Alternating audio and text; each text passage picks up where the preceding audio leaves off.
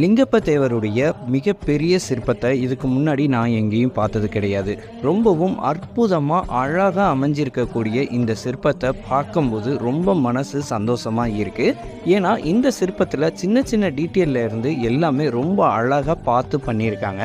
இந்த சிற்பம் எங்கே இருக்குது அப்படின்னு பார்த்தீங்கன்னா, திருபுவனம் கோயிலில் சரபீஸ்வரருக்கு அப்படியே பின்புறம், அதாவது நம்ம கோயிலை சுற்றி வருவோம் இல்லையா, சுற்றி வரும்போது அவருக்கு அப்படியே நேர் பின்புறம் இருக்கக்கூடியது தான் லிங்கப்ப தேவர். பொதுவாக எல்லா சிவன் கோயில்கள்லையும் லிங்கப்ப தேவர் இருப்பாங்க. சிவபெருமானின் அடிரூபத்தை காணணும் அப்படிங்கிறதுக்காக பெருமாள் பன்றி ரூபம் எடுத்து அவர் கீழே போய் பார்த்ததாகவும், அதே மாதிரி பிரம்மா அன்னப்பறவையாக மாறி அவருடைய முடிப்பாகத்தை தேடியும் போகிறாங்க. ஸோ இந்த சிற்பத்தில் இது எல்லாமே ரொம்ப டீட்டெயில்டாக விளக்கப்பட்டிருக்கு.